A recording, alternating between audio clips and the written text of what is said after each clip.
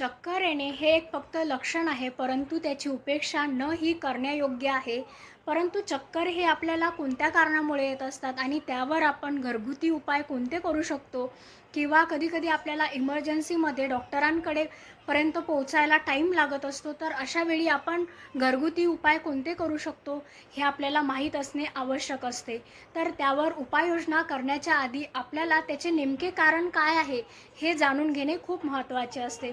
परंतु कधीकधी आपल्या घरामध्ये काही ज्येष्ठ व्यक्ती असतात, वयस्कर व्यक्ती असतात, त्यांना काही मधुमेह असेल किंवा उच्च रक्तदाब किंवा अर्धांगवायू अशा प्रकारचे काही आजार असतील आणि त्यांना जर चक्कर आली, तर अशा वेळी आपल्याला तज्ज्ञांकडे जाऊन त्वरित उपचार घेणे हे गरजेचं असतं. तर जसे चक्कर येण्याचे कारणंही वेगवेगळी असू शकतात, तसे चक्कर येण्याचे जे लक्षण आहे ते सुद्धा प्रत्येक व्यक्तीमध्ये वेगवेगळं हे असू शकतं. तर आज आपण ह्या व्हिडिओमध्ये डिटेलमध्ये चक्कर येणे म्हणजे किंवा आपण त्याला भोवळ येणे किंवा त्याला आपण व्हर्टिगो असं सुद्धा म्हणत असतो, तर ह्यावर आपण कोणती उपाययोजना केली पाहिजे ते या व्हिडिओमध्ये मी तुम्हाला सांगणार आहे. म्हणून व्हिडिओ हा तुम्ही लास्टपर्यंत बघावा. चक्कर येण्याची जशी कारणं वेगवेगळी आहेत, तशी प्रत्येक व्यक्तीमध्ये त्याची लक्षणंसुद्धा वेगवेगळी असू शकतात. जसं की कोणाला डोळ्यासमोर अंधारी येते किंवा तोल जाणे, पोटात आपल्याला मळमळायला लागतं, खूप प्रचंड प्रमाणामध्ये घाम यायला लागतो किंवा मग गरगरल्यासारखं आपल्याला जाणवत असतं, डोकेदुखी झालं किंवा अशक्तपणा जाणवत असतो किंवा डोके हे हलके पडल्यासारखं वाटत असतं. आणि अशा प्रकारे किंवा कधीकधी आपल्याला आपण झोपलेलं आहे, सुपाईन पोझिशनमध्ये झोपलेलं आहे आणि अचानक जर आपण उठलो तरी सुद्धा आपल्याला चक्करही येऊ शकतात. किंवा मग खाली काही वस्तू पडलेली आहे, तर ती आपल्याला जर उचलायची असेल, तर उचलताना परत जर आपल्याला उभं राहायचं असतं, तर तेव्हासुद्धा आपल्याला चक्करही येत असतात. तर अशी वेगवेगळ्या प्रकारची लक्षणं ही चक्कर येणे ह्यामध्ये असू शकतात. आयुर्वेदामध्ये चक्कर येणे ह्याला शिरोभ्रम असे म्हटले गेलेले आहे. तर वाताच्या 80 विकारांपैकी हा एक विकार आहे. तर मज्जा धातूमध्ये काही बिघाड झाल्यावर आपल्याला शिरोभ्रम म्हणजे चक्कर हे येऊ शकतात. तर ह्यावर आपल्याला एक लक्षात घ्यायला पाहिजे की वाताशी रिलेटेड हा एक आजार आहे. तर वात वाढेल असं जर आपण काही गोष्टी केल्या, तर त्यामुळे सुद्धा आपल्याला चक्कर हे येऊ शकतात. तर वात हा वाढण्याची आपण कोणते हेतू आहे, म्हणजे कोणत्या गोष्टीमुळे आपल्या शरीरातला वात हा वाढत असतो हे सुद्धा आपल्याला माहीत असणे आवश्यक आहे.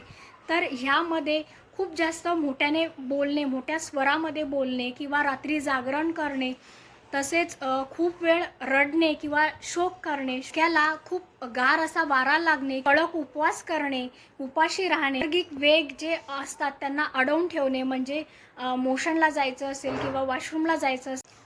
चक्कर येण्याची जशी कारणं वेगवेगळी आहेत, तशी प्रत्येक व्यक्तीमध्ये त्याची लक्षणंसुद्धा वेगवेगळी असू शकतात.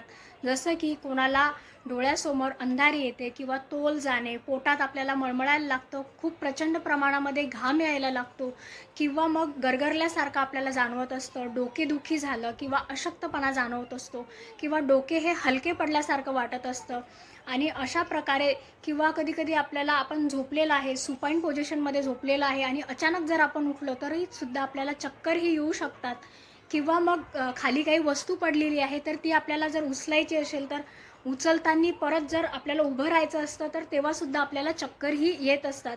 तर अशी वेगवेगळ्या प्रकारची लक्षणं ही चक्कर येणे ह्यामध्ये असू शकतात. खूप वेळा आपल्याला सर्दीचा त्रास होत असतो आणि सर्दी ही नाकातून कानामध्ये शिरत असते आणि त्यामुळे तिथं काही बॅक्टेरियल व्हायरल इन्फेक्शन होऊन तिथं पस निर्माण होत असतो आणि ह्यामुळे सुद्धा आपल्याला चक्कर येणे हे एक लक्षण असू शकतं. प्रेग्नन्सीमध्ये सुद्धा आपल्याला 3 महिने हे चक्कर येणे हे आपल्याला जाणवत असतं, कारण प्रेग्नन्सीमध्ये आपल्याला पित्ताचा हा त्रास असतो, कारण पित्त वाढलेलं असतं आणि त्यामुळे सुद्धा आपल्याला सुरुवातीचे 3 महिने चक्कर येणे हे एक लक्षण दिसून येत असतं.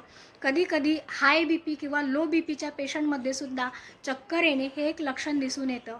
तसेच आपल्या मेंदूला म्हणजे आपल्याला ब्रेनला जर ब्लड सप्लाय हा कमी झाला किंवा थोड्या काही सेकंदापुरता म्हणजे मिनी सेकंदापुरता सुद्धा जर कमी झाला, तर तरीसुद्धा आपल्याला चक्कर येणे हे एक लक्षण दिसून येत असते.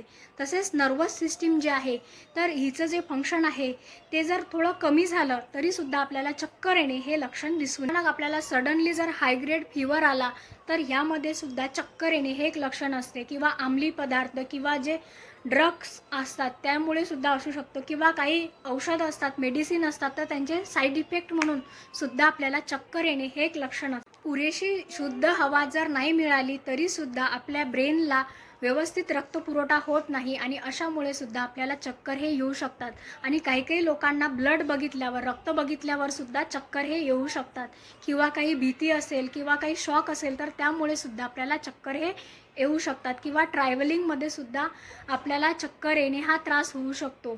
किंवा मग समुद्र पातळीपासून उंचीवर जर आपण पर्वतांमध्ये डोंगरामध्ये जर आपण आपली गाडी जर जात असेल, मोशनमध्ये जात असेल तरीसुद्धा आपल्याला चक्कर येणे हे एक लक्षण दिसून येते. एखाद्या वस्तूचा स्ट्रॉंग स्मेल आल्यानंतर सुद्धा आपल्याला चक्कर येणे हे असं एक लक्षण दिसून येते. शरीरामधलं पित्तदोष वाढल्यामुळे कधी आपल्याला चक्कर येत असतील तर अशा वेळी 4 चमचे आवळाचा रस आणि त्यामध्ये 1 चमचा खडीसाखर मिक्स करून असं जर आपण ते प्यायला दिलं त्या पेशंटला तर त्याला लगेच बरं वाटायला मदत होणार. काही लो बी पीचे पेशंट असतात, त्यांचा बी पी हा लो होऊन जातो, तर अशा वेळी त्यांना 1 चमचा आल्याचा रस आणि त्यामध्ये 1 चमचा मध असं मिक्स करून हे चाटण जर आपण त्यांना 2-2 मिनिटांनी जर देत राहिलो तर तरीसुद्धा त्यांना चक्कर येणे हे कमी होणार. मानसिक क्षोभामुळे किंवा आपल्या घरामध्ये काही सडनली काही डेथ होते किंवा काही अचानक काहीतरी गंभीर असं काहीतरी आपल्या घरामध्ये होत असते तर अशा वेळी जर कोणाला चक्कर आली तर कोहळ्याचा रस 4 चमचे आणि त्यामध्ये 1 चमचा खडीसाखर मिक्स करून असं जर त्यांना पेय प्यायला दिलं तर चक्कर येणे कमी होण्यास मदतही होते. आणि आता उन्हाळ्याचे दिवस चालू आहे आणि ह्यामध्ये जर ऊन लागून जर चक्कर येत असतील तर अशा वेळी दुर्वांकुराचा जे रस आहे, म्हणजे आपली जे दुर्वा असते त्याचं जे रसाचे 2 थेंब आपण दोघी नॉस्ट्रिलमध्ये जर टाकले तर त्याने सुद्धा चक्कर येणे कमी होते. किंवा आवळा कंठीचं जे चूर्ण असतं त्यामध्ये पाणी मिक्स करून त्याचा लेप आपण जर फोरहेडवर लावला तर तरीसुद्धा चक्कर येणे हे कमी होणार. काही काही असे असतात की त्यांना नेहमीच अशक्तपणा जाणवतो आणि मळमळल्यासारखं होतं, तोंडाला काही चव राहत नाही, तर अशांना जे किशमिश असतात तर त्या किशमिशवर सेंधव मीठ हे टाकून त्यावर थोडं तुपामध्ये ते जर परतून आपण ते खायला जर दिले 10-12 असे आपण रोज त्यांना जर खायला दिले तर त्याने सुद्धा चक्कर येणे किंवा अशक्तपणा जो जाणवत असतो तो सुद्धा कमी होण्यास मदतही होत असते. तसेच कधी कधी शुक्रक्षय होत असतो किंवा हस्तमैथुनामुळे शुक्रक्षय होत असतो, तर अशांमध्ये शहाळ्याचं पाणी आणि त्यामधली मलाई असं मिक्स करून जर आपण मिक्सरमध्ये त्याचं एक पेय बनवलं तर ते सुद्धा आपल्याला चक्कर येणे हे लक्षण कमी करण्यासाठी मदत करू शकते. तसेच तापामुळे जर आपल्याला चक्कर येत असतील तर रिठाच्या पाण्यामध्ये पट्ट्या ठेवून त्या डोक्यावर जर ठेवल्या तर ताप उतरण्यासुद्धा मदत होईल आणि चक्कर येणेसुद्धा कमी होणार.